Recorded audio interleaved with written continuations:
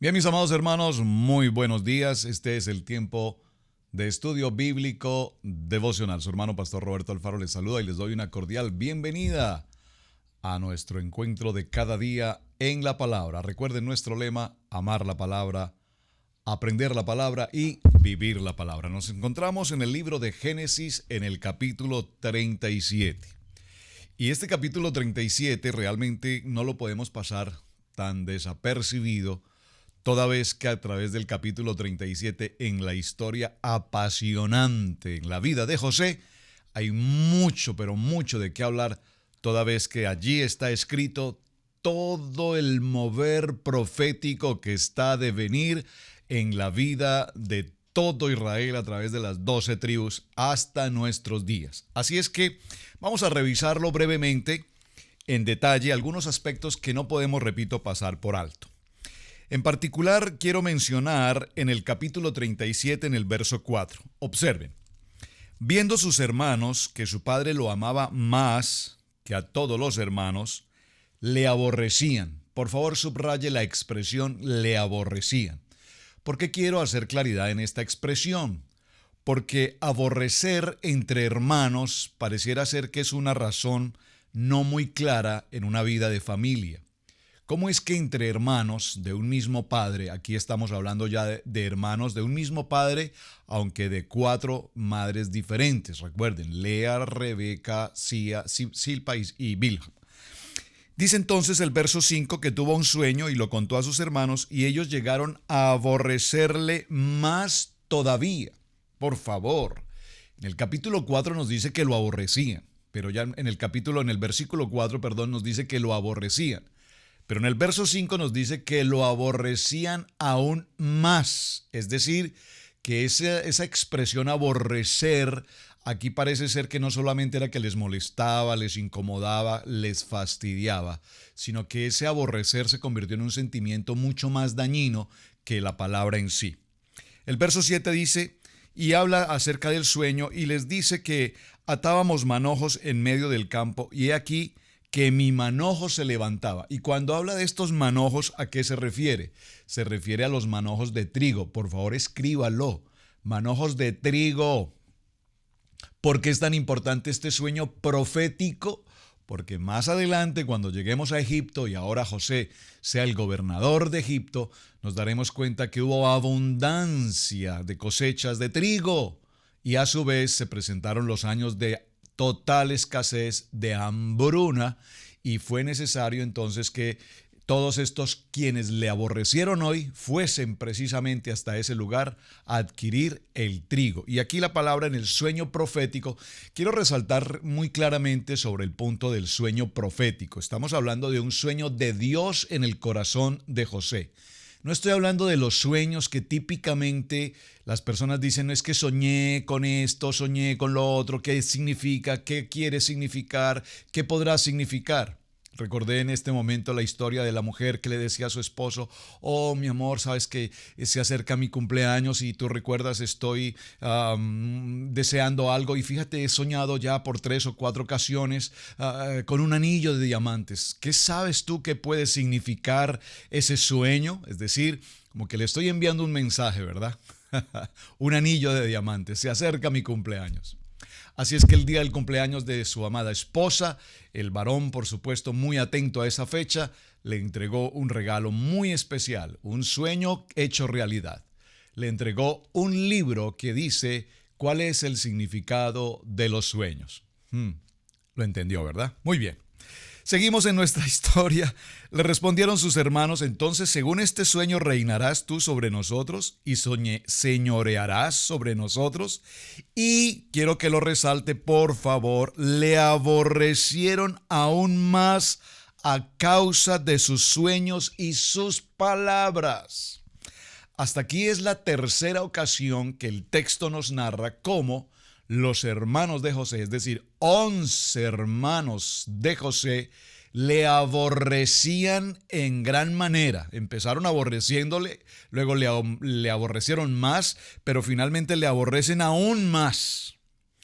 Y vemos entonces que en el verso 9 tiene un segundo sueño y ahora sueña con las estrellas, el sol, la luna, 11 estrellas. Importantísimo este punto, hermanos. Observen que menciona en el capítulo 9, dice que tuvo un sueño y lo contó a sus hermanos diciendo: he aquí, he soñado otro sueño. He aquí, el sol y la luna, 11 estrellas se inclinaban a mí.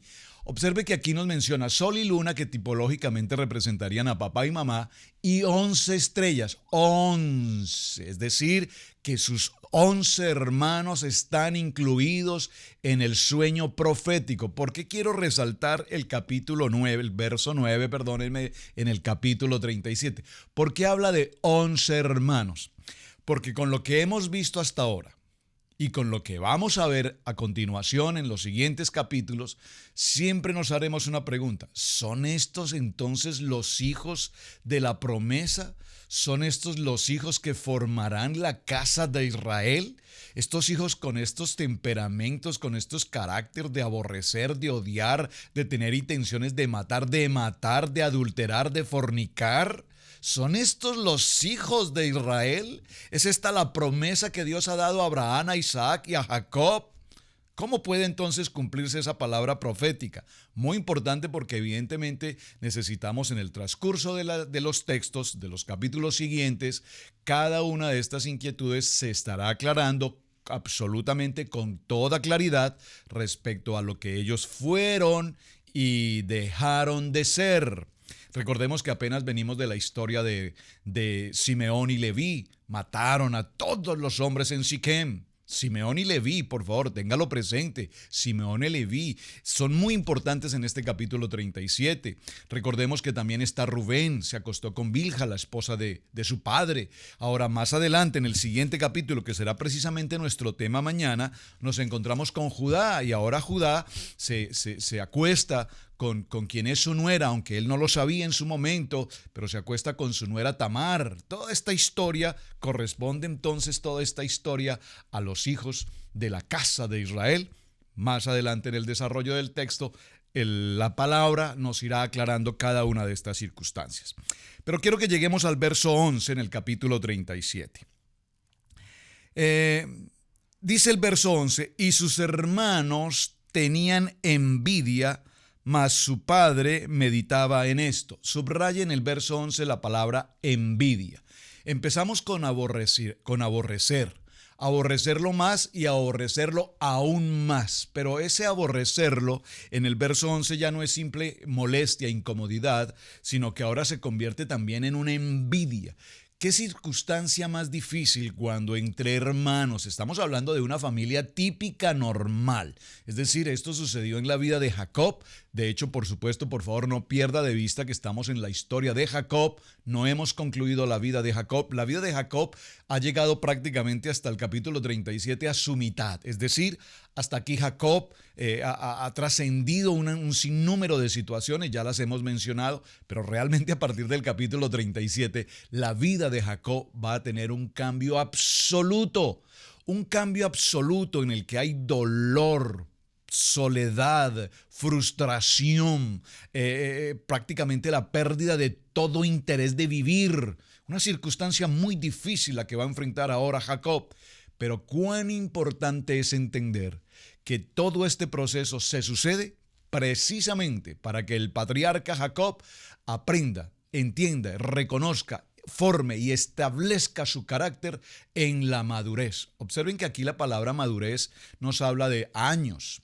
Un niño en sí no puede ser una persona madura. Es un niño, por lo tanto sus acciones, sus actuaciones, su manera de pensar y de ser, pues son infantiles. Bueno, también es cierto que hay mucha gente que llega a los 40 años y sigue teniendo un corazón infantil en sus maneras de pensar y en sus maneras de actuar. Pero en la vida de Jacob nos daremos cuenta cómo hasta esta edad, en el capítulo 37, él había sido transformado. Sí, porque ya había tenido un encuentro con Dios, incluso su nombre había sido cambiado de Jacob a Israel. Había sido transformado. Pero aún en su vida, en sus decisiones, en sus maneras de actuar, todavía aún le faltaba el carácter y la madurez del hombre para el cual Dios había llamado a ser ese patriarca. Por lo tanto, el capítulo 37 en adelante empezará a ser la forma como Dios trabaje, si me permite usar esta expresión, ajuste la vida de Jacob hasta que llegue a ser el hombre que evidentemente Dios había establecido desde un principio para convertirse en ese gran padre, ese hombre poderoso patriarca de la palabra. Muy bien. Envidia, entonces, en el capítulo 11, ya las circunstancias se convierten en envidia. Veamos entonces a partir del verso 13 algo muy interesante. Dijo Israel, y observe que aquí dice Israel, está hablando de Jacob, dijo Israel a su hijo José: tus hermanos apacientan las ovejas en Siquem. Recordemos qué sucedió en Siquem. Siquem fue el lugar donde Dina, la hija de Jacob, había sido violada. Recuerden esta historia. Pero estamos hablando de que ellos se encuentran en Hebrón. Siquem está aproximadamente, y tengo aquí a mi disposición un mapa para que veamos la geografía. Usted puede hacerlo en sus Biblias o en sus ayudas técnicas. Usted encontrará que ellos se encuentran ahora en Hebrón. De Hebrón a Siquem estamos hablando de aproximadamente 80 kilómetros de distancia. Por favor, 80 kilómetros no es aquí a la vuelta de la esquina. Y José recibe una orden de parte de su padre Jacob, Israel, y le dice en el verso 13: ven y te enviaré a ellos. Y él respondió: heme aquí. Es decir, José es enviado por su padre a una misión, a una tarea de gran responsabilidad. Viajar 80 kilómetros solo. No indica que iba acompañado de una caravana ni de otras personas, solo. E Israel le dijo: ve ahora y mira cómo están tus hermanos y cómo están las ovejas, y tráeme la respuesta. Y le envió del valle de Hebrón y llegó a Siquem. Y observe que aquí el verso 14 nos narra tan sencillamente: le envió del valle de Hebrón y llegó a Siquem. Muy sencillo, una coma separa esta frase, pero esa coma representa realmente 80 kilómetros de distancia. Es decir, que José debía pasar por Tecoa, Belén, Jerusalén, Gabón, Betel, muy importante, Betel, recuerden a Betel, Luz, casa de Dios, Silo, hasta llegar a Siquem. 80 kilómetros en este recorrido. Pero ¿qué sucede? Más adelante nos encontramos que en el verso 15 dice: y halló a un hombre andando errante por el campo, y le preguntó a aquel hombre diciendo: ¿qué buscas? Verso 16, José respondió: busco a mis hermanos, busco a mis hermanos. Observen que aquí esta expresión es muy importante: a mis hermanos. José tiene la absoluta claridad, absoluta integridad de que ellos son sus hermanos. Su legítimo hermano en sangre, Benjamín, pero él no desconoce a sus otros hermanos, hijos de Lea, hijos de Bilba, hijos de Silpa. Él reconoce que todos son evidentemente sus hermanos. Te ruego que me muestres dónde están apacentando. Y observen que aquí, en esta misión, el hombre le responde y le indica que han viajado a Dotán. Ahora, si usted va a su mapa bíblico y se encuentra con esta geografía, nos daremos cuenta que hasta Siquem, 80 kilómetros. Pero de Siquem, atravesando Samaria, llegar hasta Dotán, significaban 32 kilómetros más de marcha. Es decir, que este recorrido de 112 kilómetros de distancia hubo de recogerlos José solo en medio de toda la incertidumbre del día, de la noche. No era un recorrido de un momento, él salió en la mañana y llegó en la tarde. Estamos hablando de que este recorrido de 112 kilómetros significaban días de camino, días de sol, días de oscuridad en la noche, días de riesgo, días de peligro. Pero sin embargo, en este relato tan breve, y quise mencionarlo así, porque lo leemos tan rápidamente y no nos damos cuenta de la distancia tan importante que recorrió José hasta llegar a su hermano. Verso 18, cuando ellos le vieron de lejos, cuando ellos, ¿quiénes? Sus hermanos, le vieron de lejos, antes que llegara cerca de ellos, conspiraron. Y aquí me gusta, la Biblia nos habla y nos dice conspiraron, una conspiración. Las conspiraciones que son tan importantes hoy en día, todo se mueve a través de conspiración. Se conspira en las grandes empresas en el mundo, en los negocios, en las bolsas de valores, en la banca, en la política, en los deportes, en la ciencia, en la tecnología. Todo está rodeado de conspiración. Pues la expresión no es nada nueva. Aquí nos habla de que estos hombres conspiraron entre sí. Y al conspirar entre sí era una conspiración, por favor subráyelo en el verso 18. ¿Para qué? ¿Cuál era la conspiración que traían? Matarlo. Por favor, subráyelo, matarlo. La intención de esta conspiración entre hermanos era matarlo. Es decir, el pensamiento de sí entre ellos era matarlo. No solamente era aborrecerlo, no solamente era la envidia, el celo.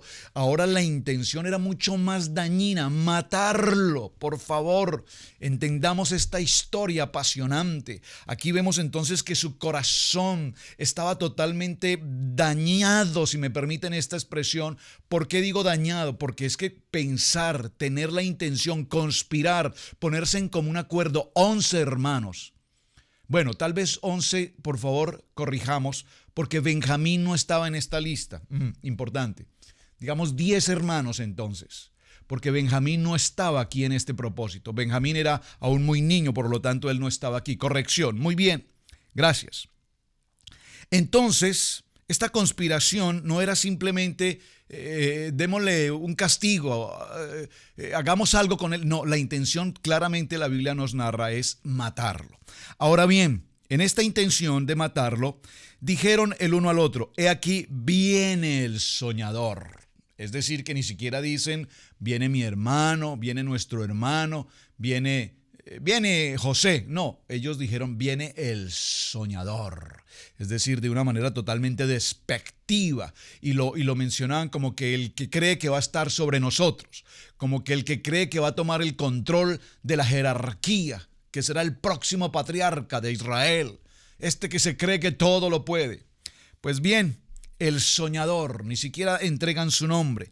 Ahora pues venid y matémosle y echémosle en una cisterna y diremos, alguna mala bestia lo devoró y veremos qué será de sus sueños. Observen que aquí la intención de los hermanos, además de matarle, ahora la segunda intención era decirle a Jacob, su padre, que una bestia le había devorado. Es decir, se han puesto en la conspiración ahora, no solamente con matarle, sino que la conspiración ahora tiene un segundo plan y es engañemos a nuestro padre. Vamos a mentirle a nuestro padre. Vamos a quitar del corazón de nuestro padre a su hijo, a quien tanto ama, al niño consentido, al niño bonito, al que se cree todo, al soñador. Lo vamos a quitar de en medio para que nuestro padre entienda que aquí hay una jerarquía, que yo Rubén soy el mayor. Judá dijo, y yo soy el cuarto en lugar. Simeón y Leví dijeron, nosotros somos los hijos de Lea, somos los primogénitos. Wow, que hay una situación bien difícil. Recordemos que toda esta historia tiene un trasfondo y el trasfondo es la primogenitura. Todos tenían claro que el primogénito era Rubén. Pero ya sabíamos por la narrativa que traíamos anteriormente que Rubén había sido llevado o había pasado por la circunstancia de tener una intimidad con la esposa de Jacob, por lo tanto ese lugar de primogenitura lo descalificaba.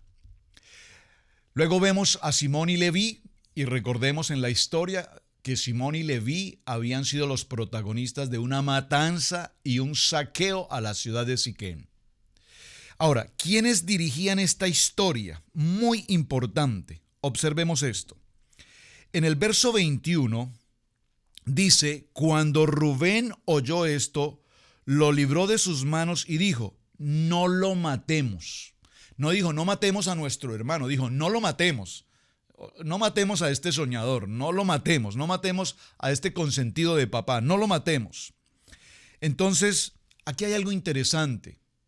Los 10 hombres que están allí en conspiración en algún momento consideraron el dolor que podía recibir Jacob al conocer esta situación? ¿En algún momento consideraron estos 10 hombres que conocían de la palabra? Ellos eran conocedores de la Torá hasta este momento porque Jacob se las había enseñado. ¿Ellos eran hombres temerosos de Dios hasta este momento? Claro que sí, hijos de Jacob. Claro que sí, Jacob les había enseñado de todo el poder de nuestro Padre eterno.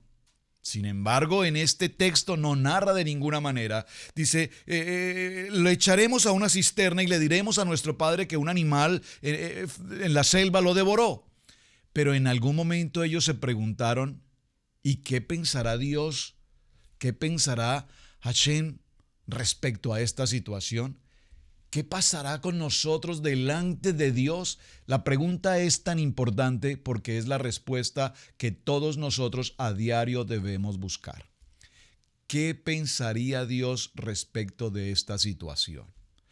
Recuerden que el propósito de todo lo que estamos viendo a través de la historia de Abraham, Isaac y de Jacob es ver cómo ellos, los patriarcas, actuaron en muchas ocasiones en sus propias fuerzas, en sus propias decisiones, con su propio pensamiento y capacidad y razonamiento humano.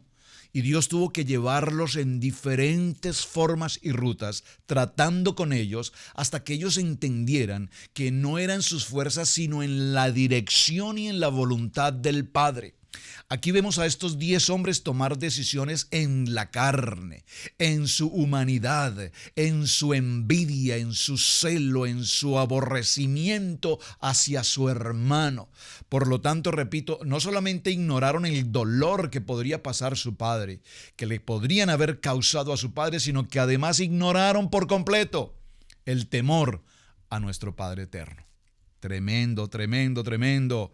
Así es que en el verso 22 les dijo Rubén, no derraméis sangre, echadlo en la cisterna que está en el desierto, y no pongáis mano en él por librarlo así de sus manos para hacerlo volver a su padre.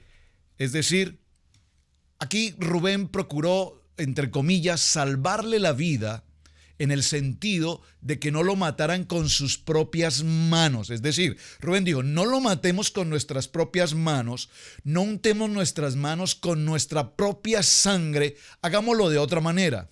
Observen que no dijo, lo estoy salvando. Dijo, lo que no quiero es que lo matemos con nuestras propias manos. Hagamos algo más sencillo. Lancémoslo a un pozo. Lancémoslo a un pozo. Y si se muere, pues allá, eso es problema de él. Es decir, es una muerte, vamos a decir, no es que Rubén lo salvó de morir. Rubén lo que estaba era facilitando la muerte sin que ellos lo hicieran directamente con sus propias manos, sino que se muriera en un pozo. Es lo que básicamente está sucediendo aquí. Qué interesante, ¿verdad? Echémoslo en una cisterna que está en el desierto y no pongáis mano en él, porque lo libraremos así de sus manos para hacerle volver a su padre. Sucedió pues que cuando llegó José, observen que hasta aquí en el verso 23, toda esta conspiración se sucede, ellos lo ven de lejos y apenas en el verso 23, apenas José está llegando justo a donde ellos están. Sucedió pues que cuando José llegó a sus hermanos, ellos le quitaron a José su túnica, la túnica de colores que tenía sobre sí. Esta túnica de colores es extraordinariamente importante. Yo creo que vamos a tener que dedicar un tiempo solamente para que hablemos respecto de la túnica. Y le tomaron y le echaron en la cisterna, pero la cisterna estaba vacía y no había agua en ella. Muy importante esta expresión, no había agua en ella. ¿Por qué la Biblia se toma el tiempo para explicarnos que la cisterna estaba vacía y no había agua en ella? Aquí hay algo muy importante y espiritualmente necesario que consideremos. Recordemos que José era un hijo consentido. Evidentemente, la Biblia nos narra la parcialidad de Jacob amando de manera especial, no solamente a José, sino también de manera muy especial a Benjamín, los hijos de Raquel. Ahora, número 1. Número 2. Le había entregado una túnica en señal de que la tarea de José sería supervisar a sus hermanos y les dijo, vaya, ve con ellos, cuéntame qué están haciendo, tráeme noticias de ellos. Y parece ser que siempre las noticias que José daba, según lo relata obviamente el texto en el versículo 2 del capítulo 37, dice, y José informaba a su padre la mala fama de sus hermanos, la mala fama de sus hermanos. Wow, léalo nuevamente. En el capítulo 37, verso 2 dice, e informaba José a su padre la mala fama de sus hermanos. Esta mala fama de sus hermanos, ¿qué era? ¿Cuál era la mala fama de sus hermanos? Evidentemente no daban testimonio, evidentemente eran hombres que deshonraban ser los hijos del patriarca Jacob. De muchas maneras, no vamos a puntualizar de qué maneras, pero de muchas maneras. Recuerden, eran violentos, eran agresivos, fornicaban, entre otras cosas. Muy bien. Ahora nos damos cuenta en este texto que dice la palabra, no había agua en ella. Jacob había tomado tiempo más que suficiente para estudiar junto con José, su hijo amado, la Torá. José era un conocedor absoluto. Y una de las pruebas que vemos para esta respuesta es cómo Dios hablaba a José a través de estos sueños proféticos. Es decir, Jacob tenía la claridad absoluta en su corazón que José sería la continuidad entre Abraham, Isaac, Jacob y José. Esto Jacob lo tenía claro. Jacob sabía que José sabía con claridad el respeto, el temor a la Torá, a la palabra. Y sucede que lo dejan allí en aquel lugar donde dice la Biblia que no había agua. Es decir, recuerden que agua tipológicamente representa la palabra. Es decir, el pozo estaba seco de agua, hablando de agua líquida, pero entró agua. ¿Qué agua entró? Entró José a ese pozo. ¿Y José representa qué? El agua. José representa la palabra. Ahora, dice que en ese lugar en un pozo seco, habían serpientes venenosas y otro tipo de animales. Y posiblemente la expectativa de ellos era que José muriera, si no por mano de ellos, pues por lo menos a través de las serpientes venenosas. Sin embargo, esto es como lo que ha pasado con Daniel. Cuando Daniel fue llevado al pozo de los leones, recuerden que los leones fieras, absolutamente fieras salvajes, devoraban a un hombre en un abrir y cerrar de ojos. Cuando Daniel entró a ese lugar, recuerden que la Biblia nos narra que los leones absolutamente fueron domados inmediatamente. Estaba recordando por un momento esa porción de Génesis capítulo 1, verso 28, que ha sido una palabra que ha marcado nuestra vida, en nuestro hogar, en nuestra familia, en el ministerio. Y los bendijo Dios y les dijo, fructificad y multiplicaos, llenad la tierra y sojuzgadla, señoread en las aves de los cielos, en los peces del mar y en todo animal y en toda bestia que se mueva sobre la tierra. José está en un pozo incestado de víboras, pero José tenía la autoridad, diga conmigo, el señorío. Es decir, que así como Daniel, José en aquel pozo no sería víctima, no sería presa de esta circunstancia. Qué interesante, porque cuando un hijo de Dios tiene el señorío y la autoridad de Dios, toda la naturaleza, dice la palabra, que aún las piedras, si nosotros no adoramos y alabamos, aún las piedras cantarán. ¡Wow! ¡Qué tremendo está esto! Verso 25. Y miren qué sucede en el verso 25. ¡Qué interesante! Y se sentaron a comer pan. Es decir, que estos hombres dijeron, por fin salimos del soñador, nos quitamos el problema de nuestro hermano, a ver qué va a pasar ahora con sus sueños proféticos, ya no lo tendremos más aquí, pues sentémonos, hagamos un banquete y disfrutemos, dice la palabra. Y se sentaron a comer pan y alzando los ojos miraron y he aquí una compañía de ismaelitas que venía de Galaad y sus camellos traían aromas, bálsamo, mirra e iban a llevarlo a Egipto. Vamos a dejarlo en este punto para que observemos algo. Esta caravana de ismaelitas, y aquí hay algo muy interesante porque menciona ismaelitas, es decir, ¿de dónde vienen? De Ismael. ¿Quién es Ismael? Hijo de Agar y Abraham, ismaelitas. Pero también dice a su vez y madianitas. ¿Quiénes son los madianitas? Los descendientes de Cetura y Abraham, hijos de Cetura y Abraham, Madián. Interesantísimo. Pero lea este texto con detenimiento porque dice que esta caravana traía aromas, bálsamo, mirra e iban a llevarlo a Egipto. Es decir, que no era una caravana común, no era una caravana de malos olores ni apestosa. Era una caravana que traía aromas, bálsamo, mirra y lo iban a llevar a Egipto.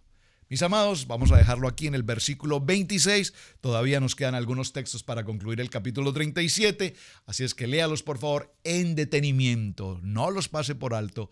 Que el Señor revele qué hay allí en cada uno de estos versos porque es apasionante la historia. Nos vemos mañana.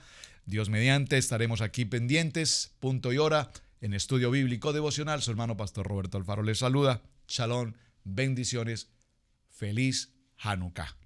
Muy buen día.